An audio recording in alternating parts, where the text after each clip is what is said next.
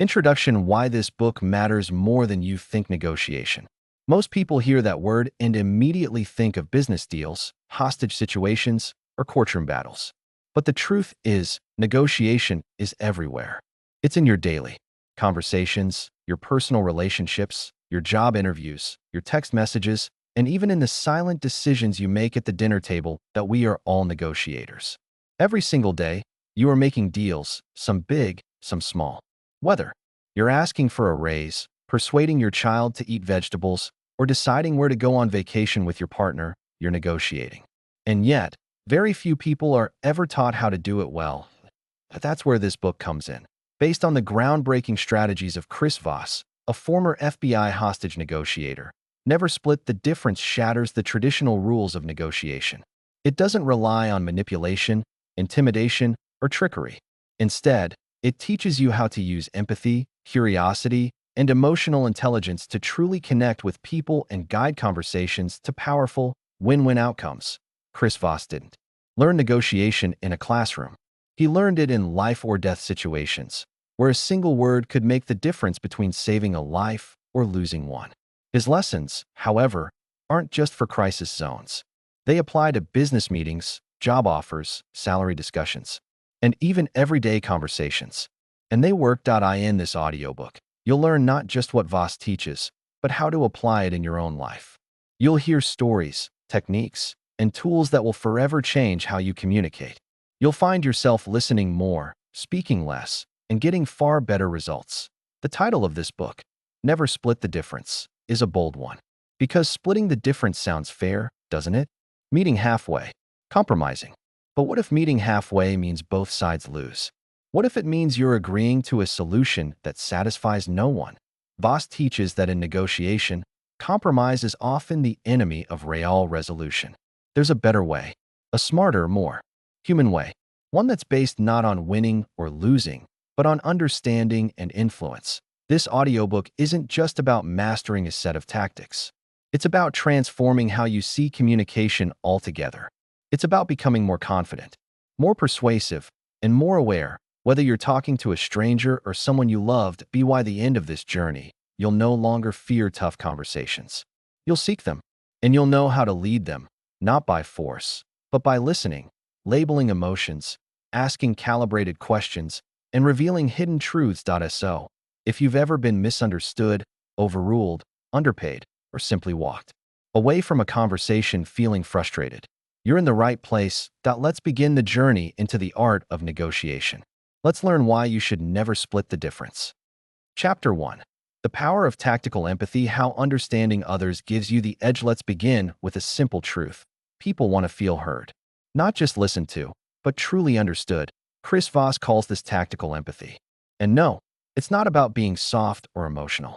Tactical empathy is a deliberate, strategic approach to seeing the world through the eyes of the person you're negotiating with, understanding their emotions, motivations, fears, and perspective.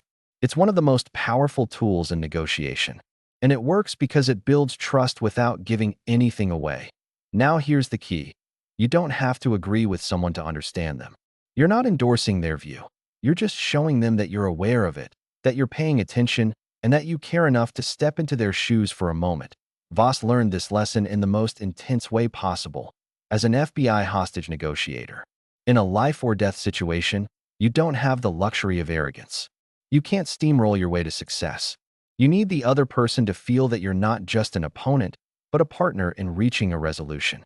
That begins with empathy, not sympathy, not compromise, but tactical empathy. In one of his most memorable cases, Voss and his team were negotiating with a bank robber holding hostages.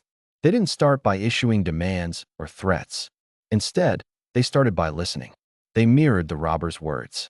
They labeled his emotions. They created a connection, not through force, but through understanding. And over time, that understanding helped bring everyone out alive.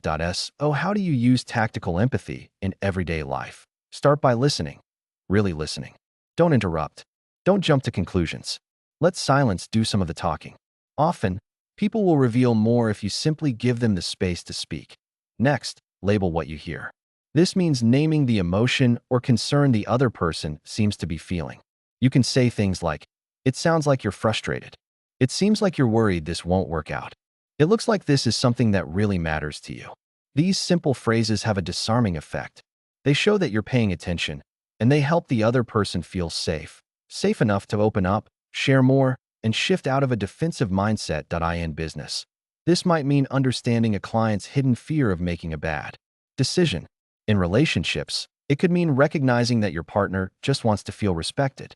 In any negotiation, it helps turn the other person from an opponent into a collaborator. Here's the secret. People are more likely to listen to you once they feel heard by you. That's why tactical empathy isn't just a soft skill. It's a winning strategy. Too often, people go into negotiations focused only on their side. What do I want? What's my bottom line? But the most effective negotiators start on the other side. They learn what drives the person across from them. They look for what's not being said. They listen between the lines. And then they use that information not to manipulate, but to guide the conversation in a smarter direction. Think about your own life. How many times have arguments gotten worse because no one stopped to say, "You seem upset," or "It sounds like this has been building for a while"? That's the power of tactical empathy. It creates space. It lowers tension. And it opens the door to real solutions. In the chapters ahead, we'll explore more specific tools, mirroring, labeling, calibrated questions. But remember, they all begin with this foundation. Before you can lead someone, you have to connect with them. Before you can change their mind, you have to show them you understand where they're coming from. Tactical empathy is not a trick. It's a mindset. And once you start using it, you'll find that people respond to you in ways they never did before, more openly, more respectfully, and more willingly. Because when people feel understood, they feel safe. And when they feel safe, they stop fighting and start talking. And that's when the real negotiation begins. Chapter 2.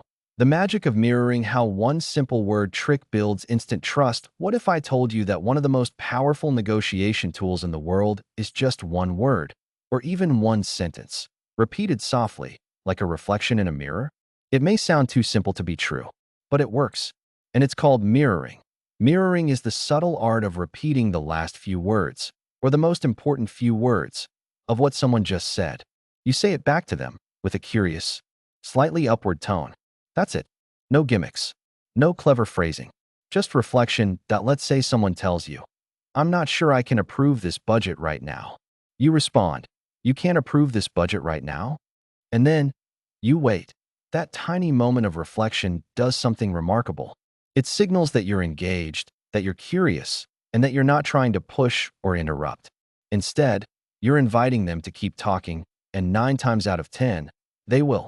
Voss used mirroring in some of the most tense negotiations imaginable, where lives were literally on the line.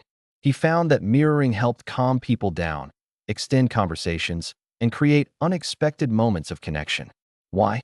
Because it made the other side feel listened to, respected, and, perhaps most importantly, in control. That's the beauty of mirroring. It gently turns the spotlight onto the speaker. And in doing so, it often leads them to reveal more information than they otherwise would. Now, here's the key. Mirroring is not mimicking. You're not repeating everything they say. You're selectively echoing just a few words, enough to encourage them to go deeper. And your tone matters. You don't want to sound robotic. You want to sound curious, natural, almost like you're asking a thoughtful question. This strategy works because it taps into a deep psychological need we all have, the need to be heard.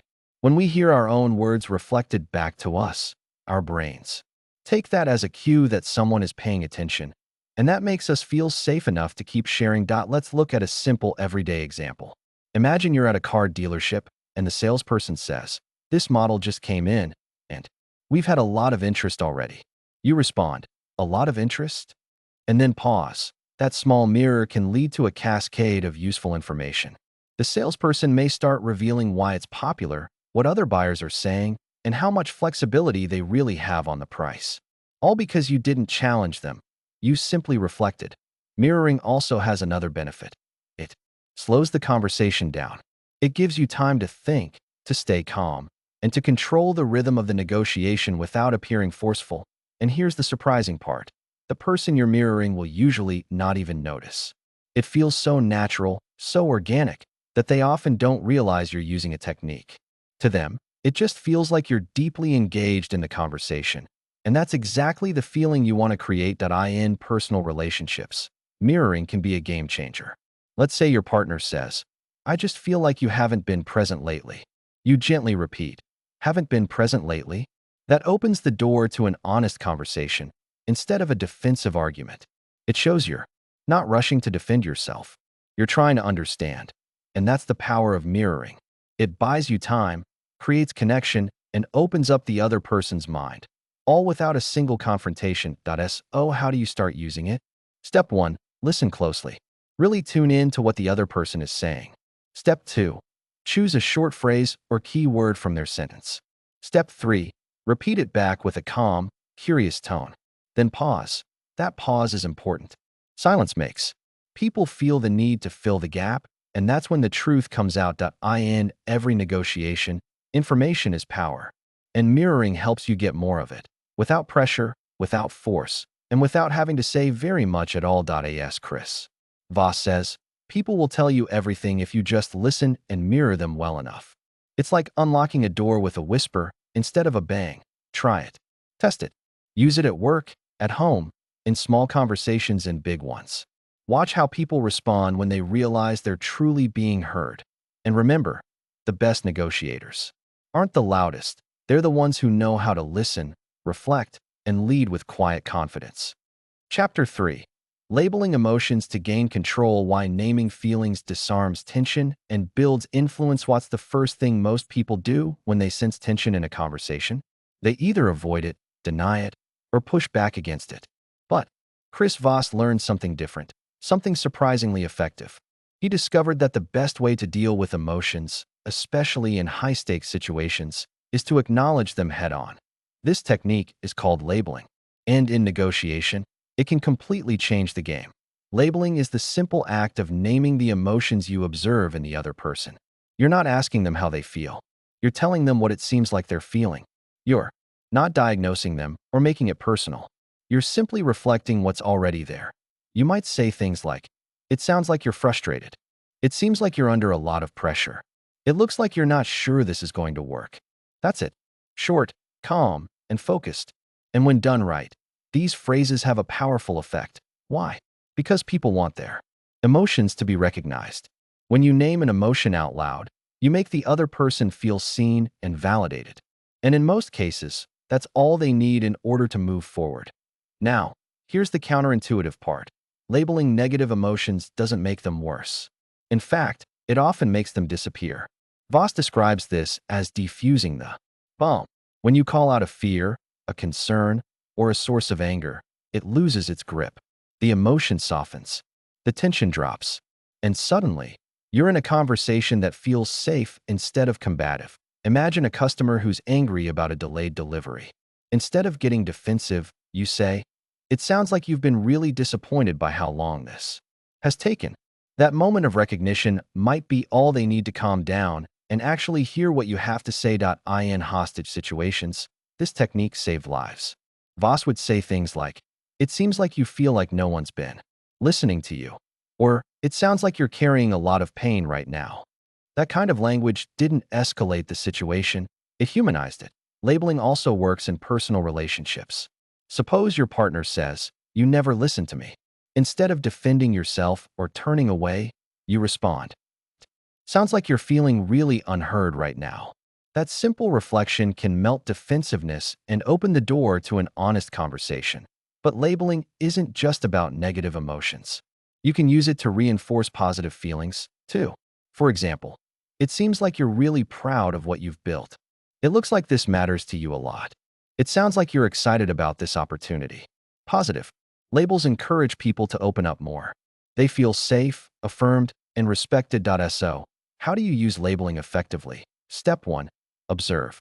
Pay attention to body language, tone, pace, and word choice. Step 2. Stay neutral and calm. You're not reacting, you're reflecting. Step 3.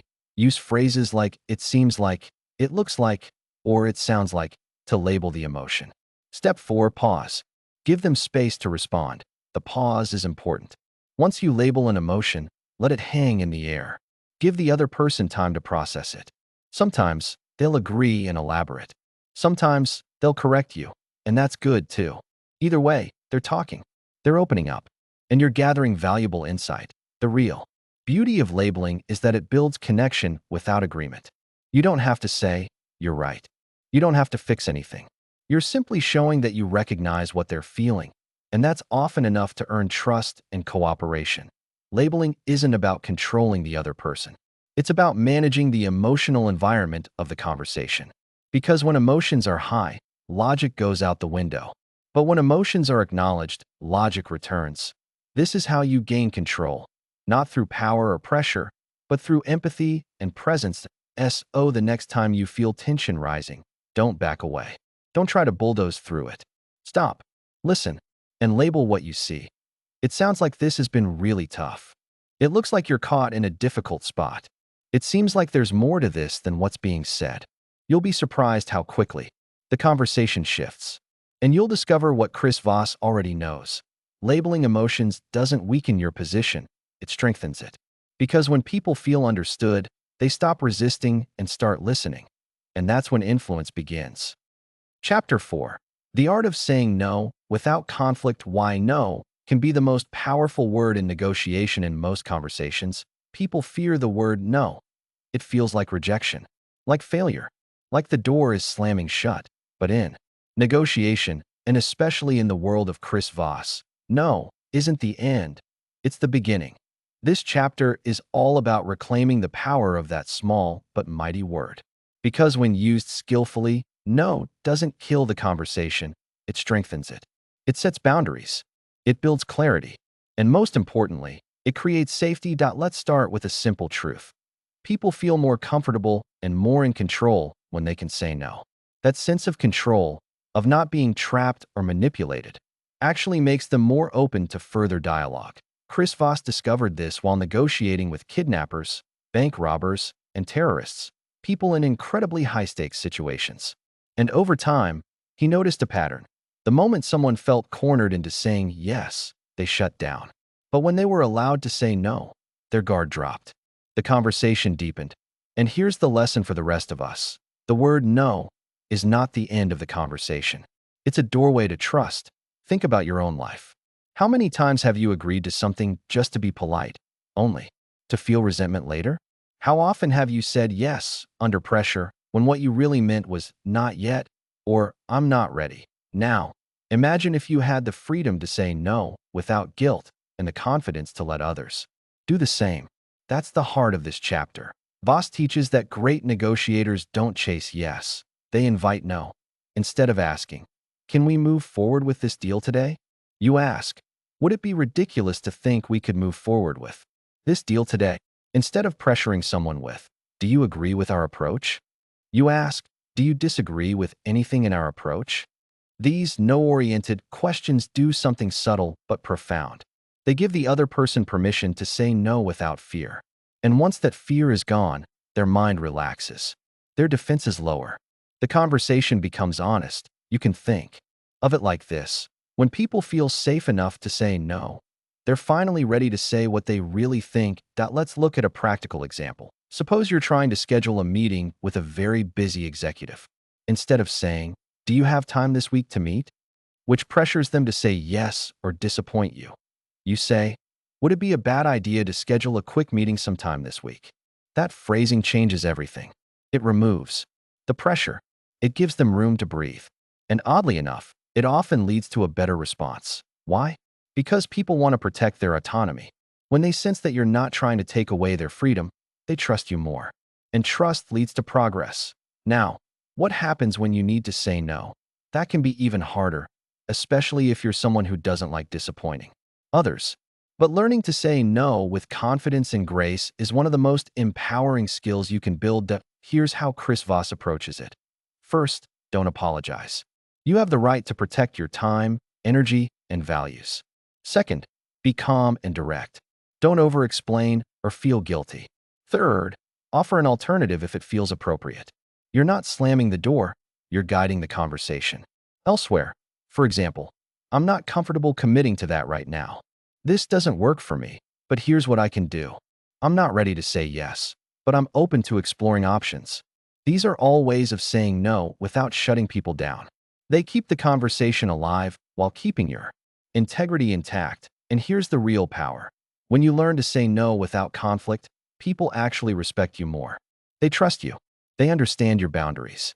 And they stop trying to push you into uncomfortable corners. That's the kind of confidence that makes you a strong negotiator, not just in business, but in life. So the next time you feel tempted to say yes just to avoid tension, pause. Ask yourself, what do I really want? What do I really feel? And if the answer is no, say it. Kindly, clearly, without fear, because no is not the enemy of negotiation. It's the foundation of trust, honesty, and mutual respect. And once you embrace that, you'll stop chasing weak yes and start building powerful agreements. Chapter 5. Mastering the Accusation Audit. How to disarm resistance before it even begins. Imagine walking into a tough negotiation, fully aware that the other person might already be angry, suspicious, or ready to push back. Now imagine calmly stating all of their negative thoughts about you. Before they do, that's what Voss calls the accusation audit. At first, this sounds counterintuitive. Why would you bring up the worst things someone might think about you? Why start a conversation by listing your weaknesses or what you might have done wrong? Here's the reason: because they're already thinking it. And when you say it out loud before they do, you take the sting out of it. You remove the tension. You take control of the emotional atmosphere in the room. An accusation audit is exactly what it sounds like. It's an emotional inventory. You scan the situation and ask yourself, what might this person be afraid of? What negative assumptions might they have about me or my intentions? What criticisms or resentments could be lingering under the surface? Then you say them out loud, not defensively, not with excuses. You own them, calmly, openly, and with empathy. You might say, I know this probably sounds like I'm trying to push you into something. You're probably thinking this is just another sales pitch. It might seem like we're only interested in our own outcome. These are not admissions of guilt. They're acknowledgments, and they serve a powerful purpose. They neutralize the negative emotions before they can control the conversation. Here's the magic. When you acknowledge the elephant in the room, it often stops being a threat. The other person doesn't need to raise the objection because you already did. And instead of becoming defensive, they feel disarmed. They feel heard. And most importantly, they start to let go of their resistance. Voss saw this technique work time and time again, even in life or death hostage situations. By naming the fears or judgments that were likely brewing beneath the surface, he helped criminals feel humanized. He earned just enough trust to begin a real dialogue. And that trust became the foundation for peaceful resolution. In your own life, an accusation audit can work wonders. Whether you're dealing with a skeptical client, a frustrated colleague, or a partner who's feeling unheard. Let's say you're running late to a meeting and you know your boss is annoyed. Instead of pretending everything's fine, you begin with, you're probably thinking I don't respect your time. I wouldn't blame you for feeling that way. That acknowledgement flips the emotional dynamic. Your boss now sees you taking responsibility. The frustration softens. And instead of staying angry, they're more likely to meet you in a collaborative space. It's important to understand that an accusation audit isn't about beating yourself up or inviting blame. It's about managing perceptions. When you name a fear, you control it. When you ignore it, it controls you. So how do you use this in practice? Start by preparing before any important negotiation or conversation. Make a list of everything the other side might be thinking or feeling, especially the negative stuff. Then, pick the most relevant fears or judgments and lead with them. Use phrases like, it probably seems like, you may be thinking, I wouldn't be surprised if you felt. And once you say it, pause. Let it land. Give them space to respond. Often, they'll say something like, no, it's not that bad. Or, actually, I appreciate you saying that. In that moment, the air clears. Their defenses drop. And real communication can begin. This is what Voss calls getting ahead of the problem. Instead of waiting for the pushback, you lean into it. Instead of fearing judgment, you address it directly. It takes courage to do this. But when you do, you demonstrate self-awareness, emotional intelligence, and confidence. And that makes people trust you. Even in the toughest moments. The next time you're walking into a difficult conversation, Don't pretend everything's fine. Don't tiptoe around the tension. Lead with honesty. Speak the unspoken. And watch how quickly the walls come down. Because when you master the accusation audit, you're not just negotiating.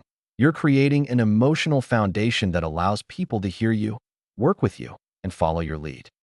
Chapter 6. The Power of That's Right. Why Agreement Isn't Enough.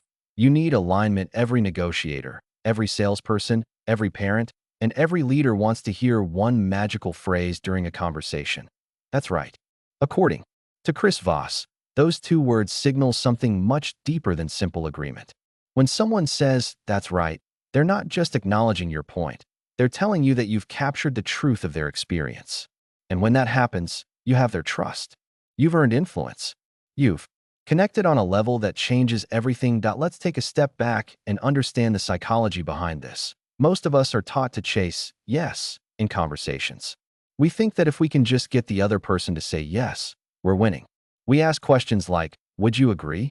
Or isn't this the best option? And we look for that enthusiastic nod of approval. But the truth is, people say yes for all kinds of reasons, and not all of them are genuine. Sometimes they say yes just to get you to stop talking. Sometimes they say it out of politeness, or because they feel cornered. And sometimes they say it while planning to walk away as soon as the conversation ends.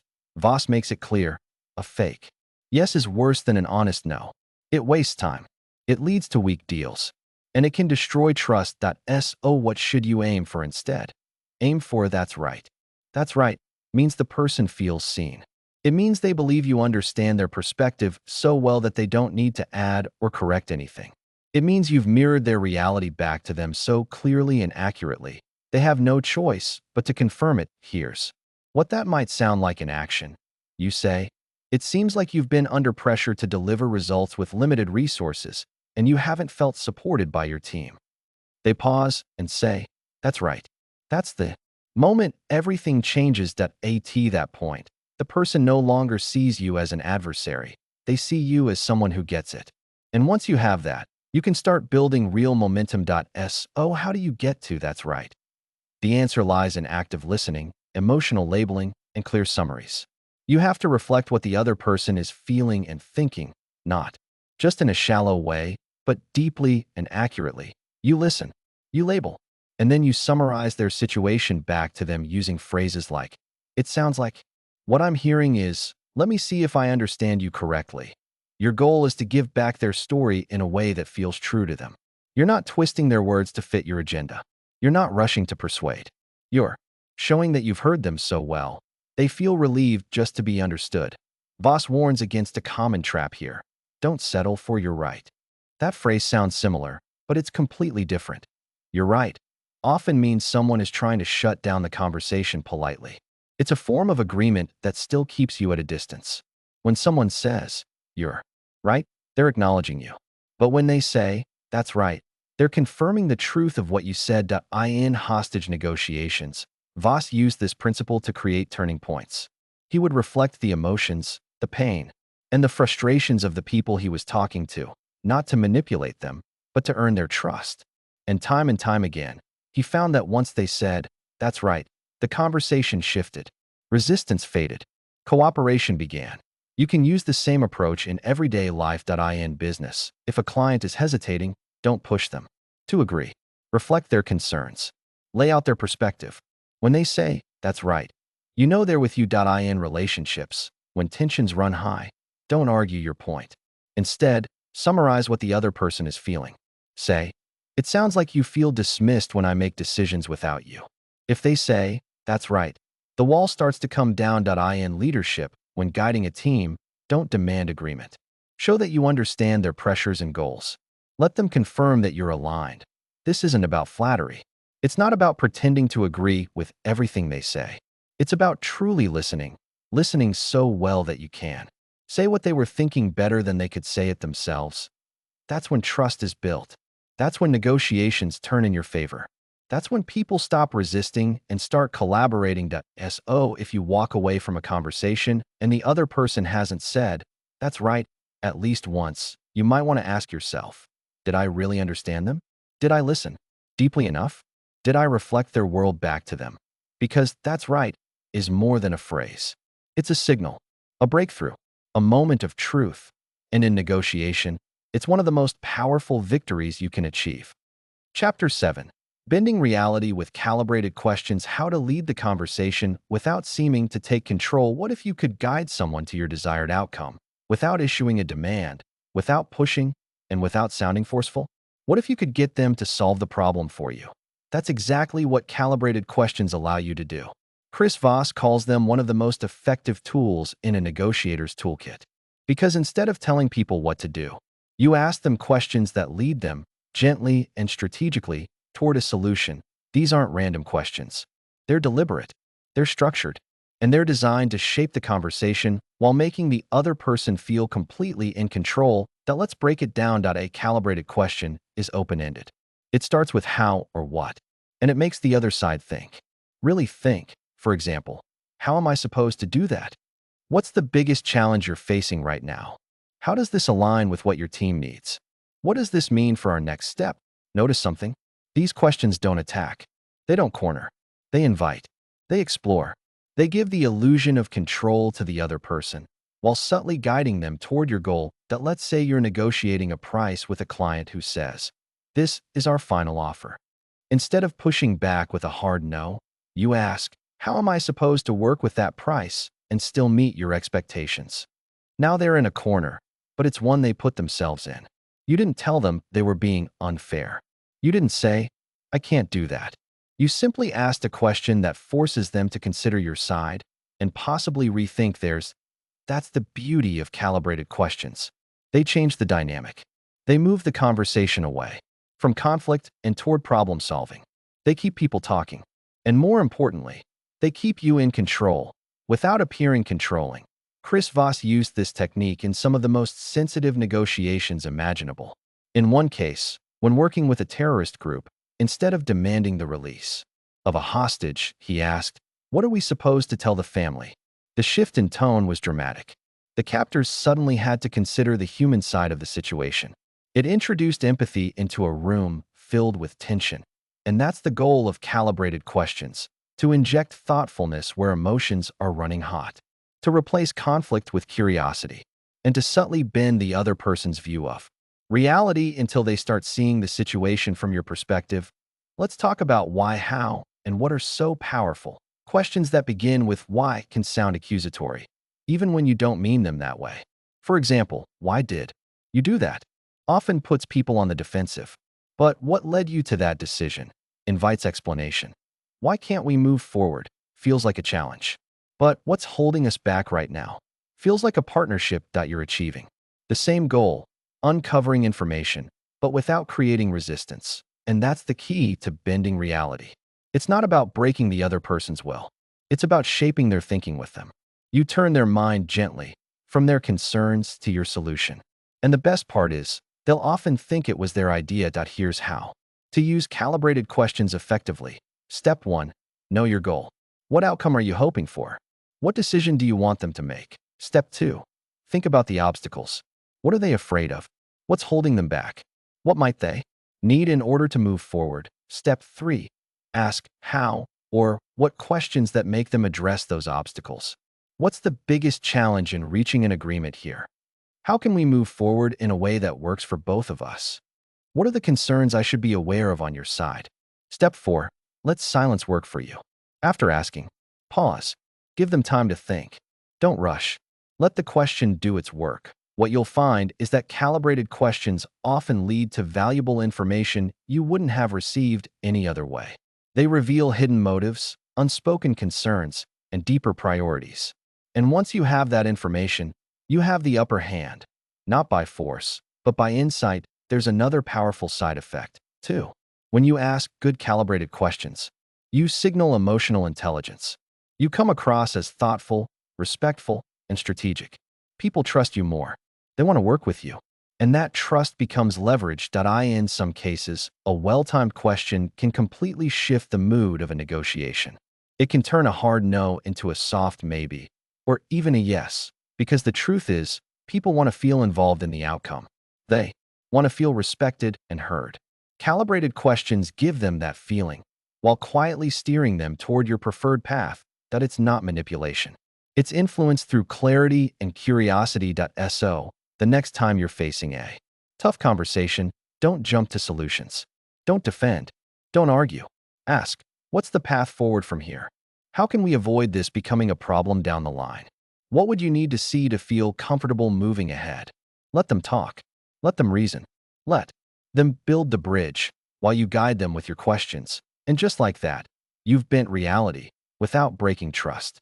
Chapter 8.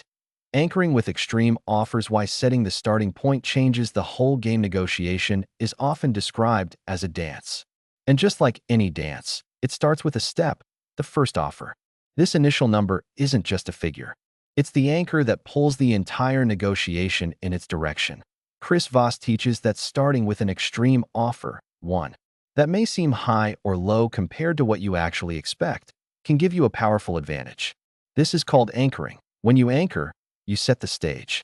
The other party's expectations, perceptions, and counteroffers tend to revolve around your initial number. It creates a psychological benchmark in their mind, and that benchmark often influences the final outcome more than you might expect. Why does anchoring work? It taps into how our brains process information. When we hear a number first, we subconsciously use it as a reference point. Even if the offer is unreasonable, it shifts their perception of what's fair or possible. But there's an art to it. You don't want to sound ridiculous or unrealistic. Your extreme offer should be bold but credible. It should open the door for conversation, not slam it shut. Voss also emphasizes the importance of tone and delivery when making your anchor. Your voice should be calm, confident, and steady, not aggressive or desperate. That steadiness sends a message. You believe in your offer, and you're not easily shaken. Anchoring isn't about trickery or bluffing. It's about setting boundaries and controlling the frame of the negotiation. It allows you to claim more room to maneuver later on. For example, if you're selling a car and want at least $10,000, you might start by asking $14,000. That higher anchor makes $10,000 seem more reasonable to the buyer, increasing the likelihood you'll get closer to your goal. Anchoring also prepares the other side psychologically to expect a discussion, not just a flat yes or no. It invites them to engage, to counteroffer, and to negotiate within a range you control, but beware of anchoring mistakes. If your offer is too extreme without justification, you risk losing credibility. If you come across as inflexible, you might shut down the conversation entirely. Pair your anchor with calibrated questions and tactical empathy to keep the dialogue open. After you drop your anchor, ask, how does that fit with what you were expecting? Or what challenges does that create for you? This invites the other party to share concerns while keeping you in control. In short, anchoring with extreme offers isn't about winning at all costs. It's about framing the negotiation so you have space to win smartly. Chapter 9. The Black Swan Theory. How hidden truths can change everything in negotiation. Sometimes the biggest game changer isn't what's on the table. It's what's under the table, the unexpected information, the hidden facts, the unknown unknowns that no one sees coming. Voss calls these hidden elements black swans, rare, unpredictable events or pieces of information that, once revealed, dramatically alter the course of negotiation. The name comes from the idea that for centuries, people believed all swans were white, until black swans were discovered, completely overturning assumptions. Black swans can be anything. A secret motivation, a hidden deadline, an undisclosed pressure, or even a personal fear. They are the truths lurking beneath surface-level negotiation, waiting to be uncovered. Why do black swans matter? Because they hold the power to break stalemates, resolve conflicts, and unlock value that seemed impossible. But finding black swans requires curiosity, patience, and above all, active listening. It means watching for clues in tone, body language, and choice of words. It means asking open-ended questions and being alert to inconsistencies. Voss warns that the best negotiators don't just seek information. They look for hidden information. For example, a company negotiating a contract might discover that the other side has an urgent internal deadline that isn't obvious, or that the opposing negotiator is personally invested in the project's success in a way that transcends pure business. These insights become leverage, not by exploiting weaknesses, but by understanding what really matters to the other side. Uncover black swans. Voss suggests being genuinely curious, encouraging people to share, and never assuming you know everything. This mindset transforms negotiation from a battle into a collaborative search for truth. When you find a black swan, you can reshape the conversation. You can address unspoken concerns, meet hidden needs, and create agreements that truly satisfy both sides. In life and business, black swans remind us that negotiation is never just about numbers or logic. It's about people and the stories they carry. Conclusion: never split the difference. A way of life. Beyond negotiation. How these lessons transform every interaction as we reach the end of this journey through Chris Voss's revolutionary negotiation techniques. It's clear that never split the difference is more than a strategy. It's a mindset. Negotiation isn't confined to the boardroom, the courtroom, or crisis zones. It happens every day, in every conversation. It's how we solve problems, build relationships, and create the lives we want. The lessons you've learned, from tactical empathy to calibrated questions, from labeling emotions to mastering no, are tools to help you listen better, understand deeper, and communicate with clarity. You don't have to be confrontational or forceful. You don't have to be manipulative or aggressive. Real influence comes from connection, knowing the other person's world and helping guide them through it. And when you embrace this way of thinking, you stop settling for compromises that leave everyone unhappy. You stop splitting the difference just to avoid discomfort. Instead, you seek solutions that honor both sides, that meet real needs, and that build lasting trust. This approach transforms how you handle conflict, negotiate business deals, navigate personal relationships, and even manage yourself. You become someone who listens deeply, speaks wisely, and leads with empathy. Remember, the heart of negotiation is not about winning at all costs. It's about creating an environment where people feel safe enough to say that's right. When that happens, real change becomes possible. So take these principles with you.